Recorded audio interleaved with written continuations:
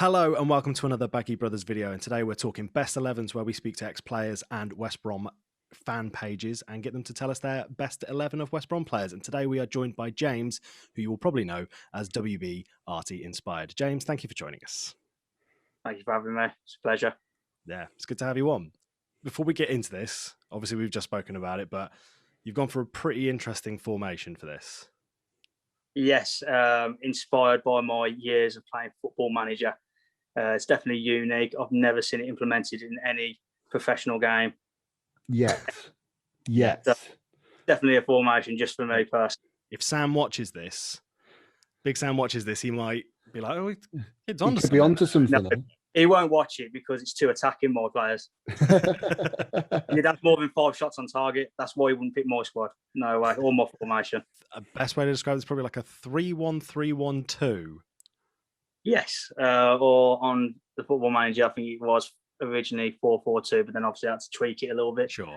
Yeah. It's a little tweak. 4-4-2 variation. Yeah, variation. But it could be implemented into a 3-5-2. But like I said, we'll let the people decide on whether it's a good formation or not. Cool. Who have you gone for in goal then? Let's start us off at the back. Listen, there were some obvious choices. Obviously, the likes of Ben Foster, who's been immense for us over the years. Even Russell Law, when I started going to the Albion, he was the main, our main number one goalkeeper. But I've gone for a little bit different. I've gone for the pole in goal, Thomas Cusack. Came in as number 2 to Russell Law. I don't think much was really expected of him as more, as a backup keeper. And I believe he did play one game against Fulham, if I recall. But then, like I said, obviously Russell Law came back in. But it was only until when Russell Law obviously got injured during that game in the Man United. Yeah. And obviously he got stretchered off. And then obviously on came Thomas Cusack, who I don't even think God himself could have scored on that day, to be honest with you. No. It was absolutely immense. And that game in particular really does stand out for me. It was a very athletic goalkeeper. He seemed like a great character as well, especially with the superstitious shorts. If you remember, he had his shorts on the other way around because I think we won a game and he just shorts on backwards throughout the whole of that season. And like I say, it was definitely one of the reasons why we did stay up that season in the Great Escape. 3 centre-backs. Let's go right to left, whatever order you've got them in. So we're going to go centre-back. Okay, I will go first with Johnny Evans. And a bit of a controversial one because I told my old man that I was doing this show and I told him my formations. And he was just like, Johnny Evans, that snake. I was like, no, there's a reason why I would have him back. And like I say, I think under better management as well, I think we could have got so much more out of him. He was so calm on the ball, such a leader at the back as well. And with his experience as well at Man United, he absolutely showed it. And it's why Leicester went in for him. And, especially at the price as well. Exactly. And that was the other thing as well. The fact we got him at such a great price. It was crazy. And I think it just showed, it was actually, I think it was an accomplishment for us as a club as well, that we could actually bring in players of his calibre. I was a massive fan of his at Man United as well. He's one of them players I used to look at and go, I wouldn't mind seeing him in Albion colours. And lo and behold, when that happened, I was still blown away by it because I didn't think we could ever get a player of his calibre. And like I said, that's why I'd bring him back, because I think when he did come in, he did make a significant difference. And I loved his chemistry with Fletcher as well. Yeah. Yeah, that Man United as well. But I think he just showed it was certainly a moment where I thought Albion were getting to a point where we were establishing ourselves and getting these types of players in. It was getting quite exciting, but I liked him as a defender anyway, so I'd definitely bring Johnny Evans back. Absolutely. Yeah. Still a solid choice there. Who else is there then? Who's alongside him? Right, and I've gone for the Big Mac, Gareth McCauley. Absolute given, isn't he? One of my favourite defenders we've ever had. He's honestly the greatest free transfer I have ever witnessed. And like I said, I didn't think that at the time, to be honest with you. I remember when I think Baggie's Bulletin brought this point up as well, when he heard that Gareth McCauley had signed from Ipswich. He was like, who the hell's this player? No one. But it just seems like such a typical Albion signing, buying someone at 31 years of age. Just think, oh God, I can't believe we're going down this route. And then how wrong were we? Yeah. The guy was just unreal. He was one of them types of players as well. I reckon he could have played into his 40s. I really do. Yeah. I think if age wasn't an issue in football, I genuinely do believe he could have cracked on in his 40s easily. I mean, he stayed with us until he was about 36, 37, didn't he? Yeah. Yeah, he was there, and then he went on to Rangers for a When bit he went as to well. Rangers. Yeah.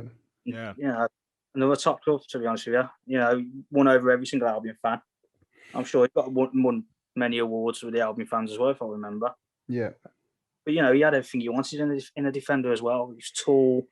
You know, his tackling was just unreal. Some of his height as well. To just go flying the way he did. Yeah. Right, and obviously he could get a goal as well. Yeah, he's good at that, wasn't he? Scored more than some of the strikers we've had in previous years. I know. Oh God, we could do with him having back now. Actually, I wonder if he's still got his boots. Sure, he's still got his boots. And the other thing as well is, I mean, he's been with us, you know, to create history as well. You know, getting the win over Chelsea as well. He got the goal in that one, didn't they? And we haven't beat Chelsea in over 30 odd years, if I remember. But you know, like I say, he was instrumental in our establishment as a Premier League club as well. So yeah, definitely bring back Big Mac, definitely. And then finally, third centre back. Right, now you can't have Big Mac without the big Swede. No. Now, I have seen so many posts or stories where it's like you've got to choose between Jonas Olsson and Gareth McCauley, and it's like picking your favourite kid. I don't know how anyone could do it. And I can understand why they'd be more torn to Gareth McCauley, because I think he was with us throughout the duration of the Premier League. But, you know, and Olsson came, I think it was the season we got relegated with Mowbray, and then obviously he started slowly building and establishing himself then. But, you know, another one, just absolute beast. It's just great in the air, aerial threat. Obviously got a goal against the Dingles as well, which is always a positive. Yeah. You know, it's also no interest that, you know, he got the interest from Liverpool as well at one point, and it was a genuine fear for most Albion fans that he was going to go. Yeah. Liverpool come knocking on your door. The chances are they're going to nick a player or two. You know, you've seen it with Southampton. You know, they take all their best players, and it wouldn't have been a surprise that, you know, Liverpool coming knocking and but you know, he signed a 4-year deal. We must have done something right for him. Yeah. And I think he did love the club as well. And I think he did, didn't he? I was about to say that. Well, I think he'll admit himself he did have some poor games towards the end of his time, but you know, majority of the games he played before then, you couldn't have asked more from him. So yeah, bring him back. And like I said, you can't have him without Gareth McCauley. That's why I had to have them two in. Definitely. Sort of in sort of recent West Brom history, you have picked our best three centre backs. Like no doubt about it. They are the best three centre backs we've had in the last 10 years. I think when I was picking this team, if I was to bring a team back and we needed to win a game, like last game of the season, we needed 3 points to stay up, and I could bring back any player in their prime, you know, arguably, these players that I'm picking, I genuinely think they would do the job. If we were talking about Albion moments, my God, you'd have Igor Ballis at right back for that penalty against Bradford, Darren Murphy, you know, the tapping against Palace, you know what I mean? Moments like that. And, you know, this is no disrespect to any of the previous players that I've not picked and chosen. This is purely on the basis that if I could bring an 11 back, you know, in their prime, you know, selfishly, then these would be the players. Neil Clement was another favourite player of mine. You know, but he just doesn't make it in this team, unfortunately. Well, let's get into that left back or left wing back sort of position. So we've not gone for Clement. No, and there's a really good reason for that as well.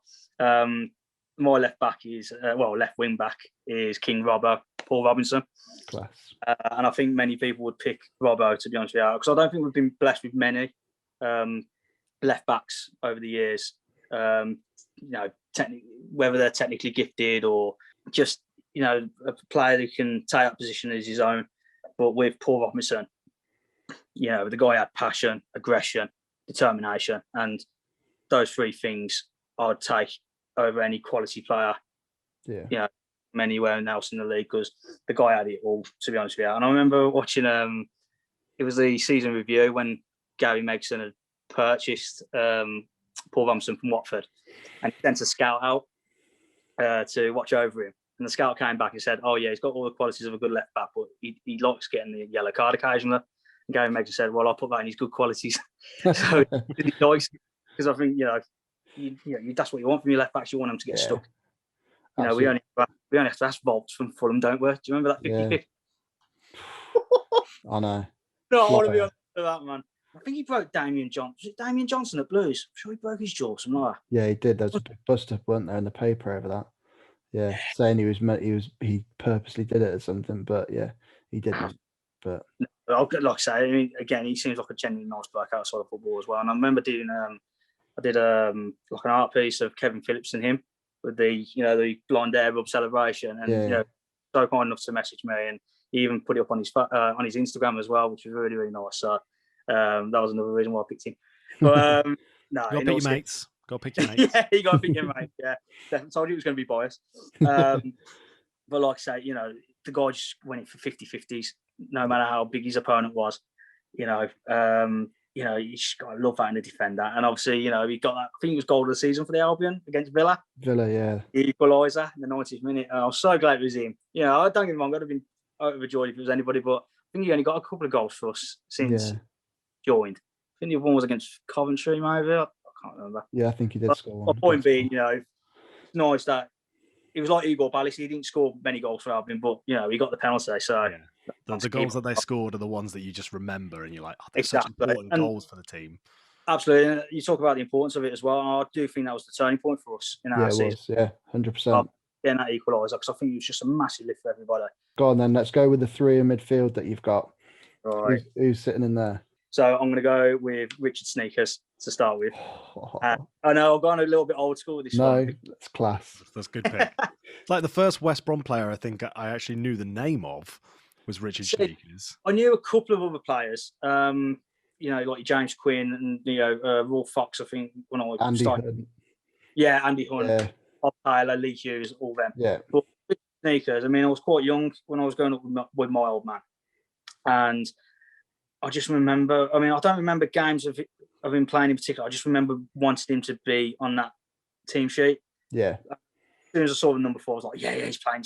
Well, you don't even need the number 4. You just need that long blonde hair, didn't you? Yeah, exactly. Yeah, I was about to say. He's the only player who had hair was about 10 inches long. But I just remember watching him as a kid and just being in absolute awe, and just like, oh God, I want to be like him and stuff like that. And it got me into long sleeve football shirts as well. Yeah.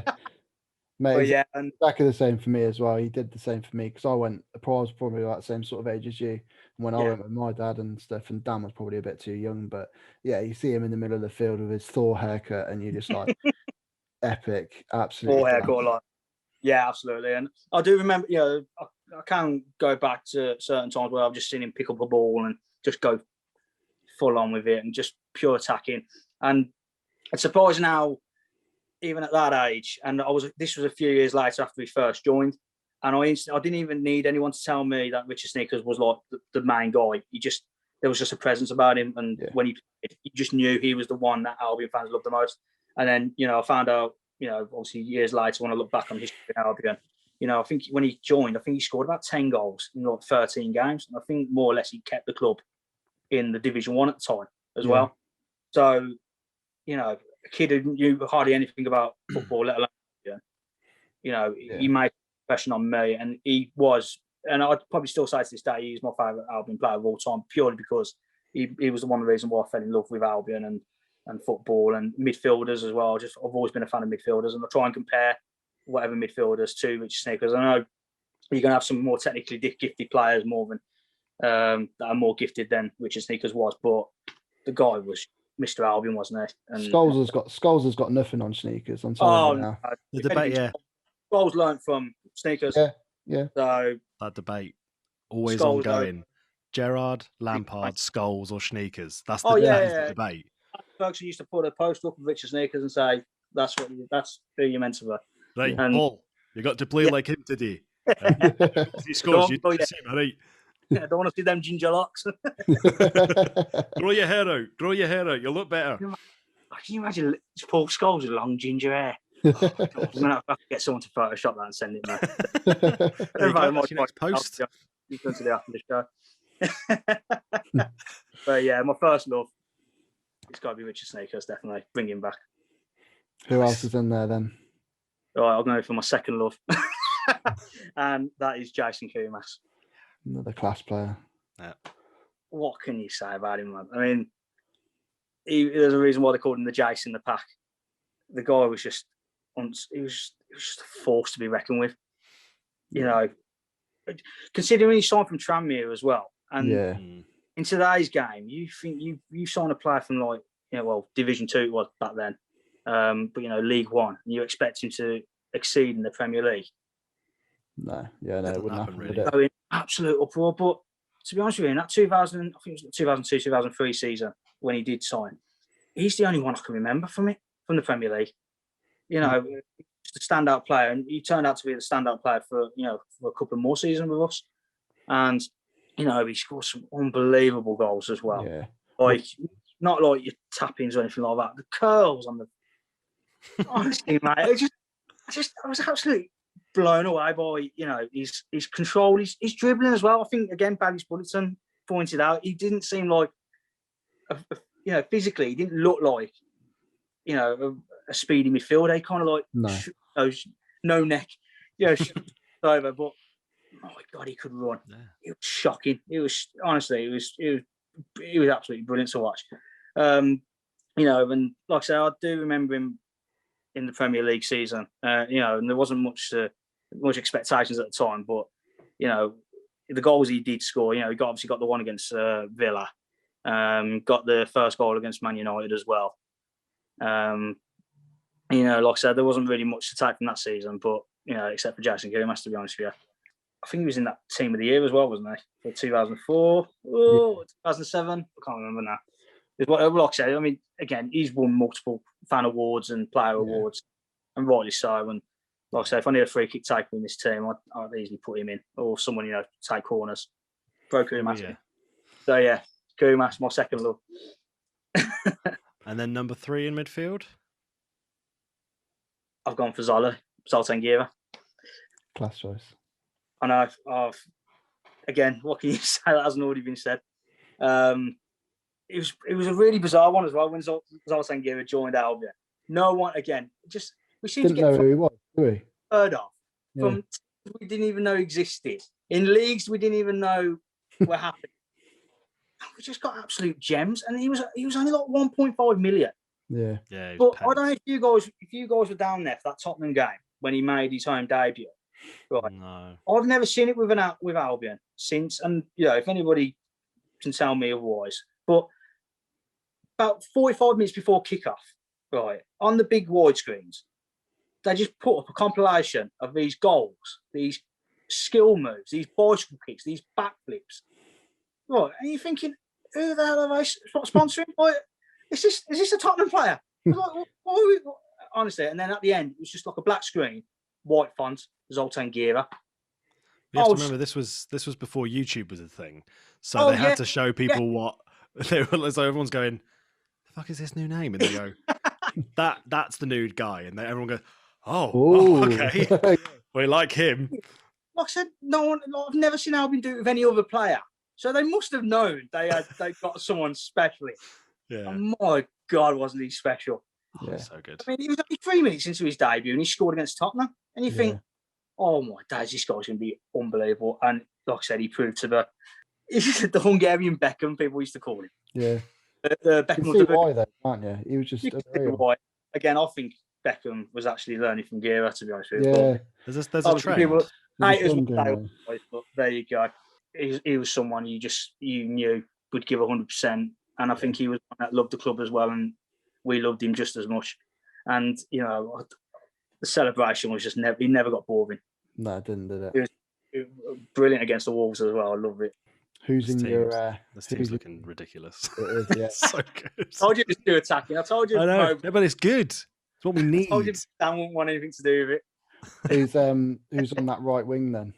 I've gone for Jesus. Jonathan Greeny. We've got a Jesus at the back. You got to have a Jesus at the top. Yeah. Yeah, exactly. Well, say what could do some miracles playing today, to be honest with you. Yeah. Yeah, we could. But yeah, Johnny Greening, class. Johnny Greening. I would argue, unpopular opinion, I don't know, but I would say that Jonathan Greening's right foot was just as good as Brunty's left. Yeah. I really would. I mean, I've never known. It was just, I love the way he used to cross.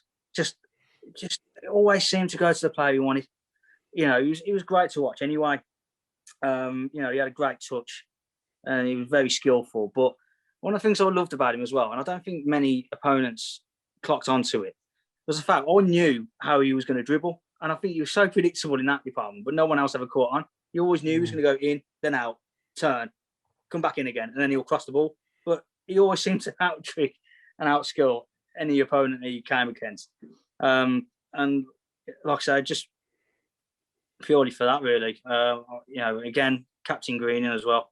You know, he got back into the Premier League.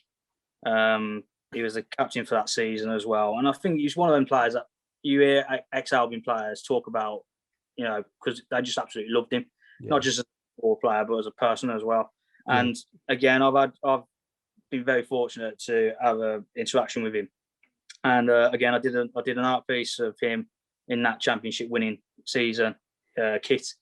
And again, he took the time out to comment on it, you know, shows appreciation. And then he actually added his Instagram picture as well, which was such a touch of class, man. And I don't think footballers can understand the impacts. It means a lot, doesn't it, when people do that?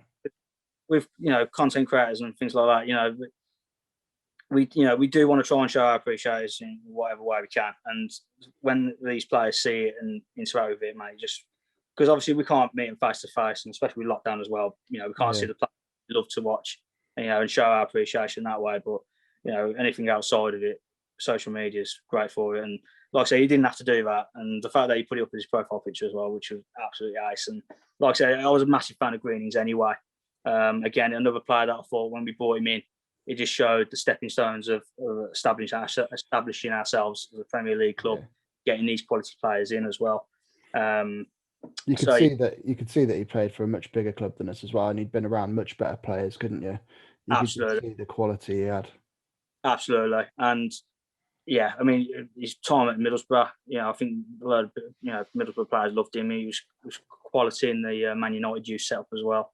Again, I think he was one of them players that I think we got the best out of, to be honest with you. And yeah, like I say, I definitely have him back easily, and definitely a right wing as well, because there was one moment as well of pure class I'll never forget as well. It was against Arsenal,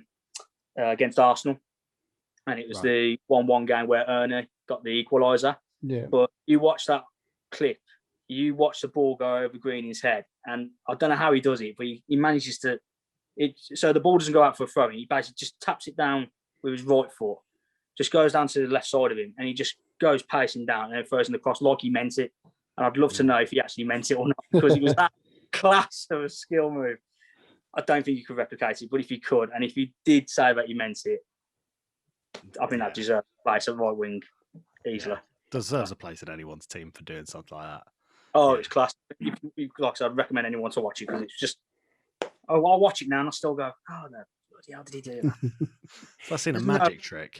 I've seen a magic trick, and you watch it, and you're just like, yeah, I know what he's doing. Yeah. How is he doing it? He's put his foot in the. Pure class. Yeah, great players. Oh, right, strikers. Yeah, 2 strikers. Who do I go for first? I think I'm going to go with Super Kevin Phillips. So lucky to have him, weren't we? Do you know what? I say this to everyone now when we talk about Phillips. You know, I don't know why we didn't keep him for the Premier League. No. I know he wanted a 2-year deal, and I know players at that age, you know, it can be risky, you know, it could be a waste of money, but it's Kevin Phillips. It's goal scorer. Well, this is the thing. His goals speak for himself. 22 goals in his first season for Albion, 24 in the second. Just give him the contract. 5 or 6 goals in the Premier League, you know. It's more than the striker that's scoring at the moment for us. You know what I mean? But with his character, his experience, there's just some things you can't buy. And, you know, not would I have kept him on as a player. I would have got him in a coaching role as well. Yeah. Just to tell strikers how to score goals. Yeah. You can't. Honestly, it baffled me. It really did. And I really didn't want him to go. And I bet Blues were absolutely laughing when he was doing that, because they just knew they were going to get a quality player in him. Yeah. You know, I really could have gone up with us in the Premier League. And even if he was a sub player, just to have him around the dressing room would have been worth his wages. Yeah. And I know for a fact I wouldn't have hesitated giving him a 2-year deal. In fact, I'm not going to lie, I would have given him 3 and say, look, players a player, coach role. You know, the goals he scored as well. Again, they weren't tappings. No, they weren't. No. He just scored for fun. Yeah. I don't know. He's done that his whole career, though, hadn't he? His whole career, he just scored for fun. Not a fluke. Exactly, it's not a fluke. You know, he knows where the goal is. We all know the goal doesn't move, and clearly he understood it. And like I said, that's why he scored as many goals as he did. And like I said, I'd bring him back purely because, you know, just obviously not now. I mean, like in my team, just because you're like, you know, anything can happen with him on the ball. And if you need a goal, he's going to get it, isn't he? Absolutely. And like I say, it's absolute joy to watch. And we all, again, I know I bring up the Dingles quite a bit, but that celebration against them, man. Just look like that, man. I was like, yeah, you're definitely back in my team anyway. Who's partnering him then? I think there's only one bloke who can. Like, it was difficult because obviously I was mainly looking for players who had probably been with us for a lot longer than this player in particular. But I think you've got to agree with me, lads. You know, it's got to be Romelu Lukaku, hasn't it? He was class, wasn't it? Yeah. We had him as a kid, and he scored that many goals for us. And a hat trick in the second half, like Man United last game. Well, he's just scored 300 career goals, hasn't he? As well, I think. Posted. So, like, proving it now, still that he is one of the best strikers in the world. No, you know, I can honestly say that hand on heart. I'm not just saying he played for Albion. The guy was just class everywhere he went. You know, and when honestly wound me up. I don't know what it did for you lads, but it used to warm me up when Man United fans were having to go at him. Yeah. Honestly, they have no idea how to use him. No. And I just wanted to bring him back. I just wanted to hold him. And come on. I wouldn't be able to pick him up, obviously. You know, he's about 7 foot taller than me, but you know, love to have had him back at Albion. And, you know, I always think back, you know, I said about Cusack, you know, I wonder what could have been if he had stayed. And, you know, and I know it was never going to happen. Look, we had Jeremy P, who, you know, we couldn't have imagined him splashing out upwards of 25, 30 million. And I really do honestly believe if we'd have had him for one more season, I think we could have got more proper quality players in who wanted to play with him. And who knows what could have happened. But, you know, I would have thrown in a clause to say, look, if anybody puts in 40 million, 10 million more, you can talk to whoever you want. But let's just have one more year at least. And we could have gone so much further with him, I think. And when the fact we nearly got him back, though, and he went to Everton. I know. Going on to what you were saying, like, if you think about it, like, he went to Everton on loan and then they signed him.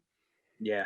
Yeah. Well, that's signing him. I don't know how much they signed for, but was it 30 million? I think it was 30 million. Yeah, I've got 30 million in my head. Mate, he was worth 30 million when he was with us. Yeah. And, you know, I remember watching the Champions League final when he went up for that penalty. Was it a final? I was trying to think what game it was. Oh, well, anyway, Lukaku went up for a penalty. I was like, if he misses, Chelsea might want to send him out on loan again. And he missed. I was like, oh my days, we're nearly there. Like I say, last minute Everton came in for him. But again, you could see why Everton went in for him. And he did class for them as well. Yeah, he did, yeah. No surprise. Top goal scorer. Yeah. And there's no surprise that he's killing it in Serie A as well. If you had to pick one of them to put into our current West Brom squad, who would you pick? Yeah, you did this with Baggie's Bullison and he wasn't ready for it. No. Like I said, obviously it'd be easy to pick a goal scorer because obviously we've been lacking it. But I think what's different about this type of team, I think it is the fact some of them do need a bit of a kick up the arse. And I know it's not their fault that it's not completely their fault that it's not worked out the way it has been, but you know, you need a leader in that team. And you know, as much as Livermore has been that leader over the last couple of years or so, it's not looking likely that he's going to be continuing to be captain. And you need that leadership. And to be honest with you, I don't even know who is actually our official club captain. Is it still Livermore? I don't know, but Bartley's had their armband on him for the last few weeks. Yeah, he's done a lot better. But he's obviously improved a lot. But I think if I need someone just to, you know, get the players by the, you know, scuff the shirt and just say, get out there and come on, let's do it, it'd have to be Paul Robinson. And plus he's a left back as well, which is one place we've been suffering probably more than any position other than striker. But yeah, I'd bring back Paul Robinson purely just for the fact that I know for a fact he would get those players motivated. And to be honest with you, when he was with Albion, we had a lot of other players who were quite motivated and, you know, up for the fight and stuff like that. And that's no disrespect to the players that are in today. It's just that, you know, it just takes maybe 1 or 2 players just to really give them lift. And, you know, and Paul Robinson just did that pretty much every single game. Absolutely awesome choice. The only thing is, I think you'd have to rein it back just a little bit because of VAR and everything else now these days. Well, awesome choice. Well, we'd be playing in the Championship, so this would be the season to get promoted, and I'd bring all these players back. So VAR technically isn't involved. Not going to be a problem. No. Yeah, obviously, if this was last game of the season in the Premier League, then we'd be absolutely buggered. Like, we'd have about 6 players left. It'd be about the Bramwell Lane again, wouldn't it? It would. You would just have your attackers. That's what it would be. Yeah, your attackers and Cusack just standing there, just what's going to happen? Thank you so much, James, for coming on and telling us your best 11. No, pleasure. Thank you so much for having me on. You know, been an absolute joy. Really has. Thank you. Best place for people to find you would be your Instagram, right? WBARTYINSPIRED. Yeah, I've got a Facebook as well. You can find me WBARTYINSPIRED. So yeah, I'm on Facebook. I'm on Instagram as well. I've got a side project called Arty Inspired as well, which I do like home decor, you know, geeky kind of unique gift ideas and things like that. So it's worth checking out. Something a little bit different. We do conventions as well up and down the country. So geek comic cons and stuff like that. So you can always find me there. If you've enjoyed the video, click the subscribe button and like button. Those things help us out. All the socials for both of our pages are on the screen right now. And we will see you next time. Cheers, everyone.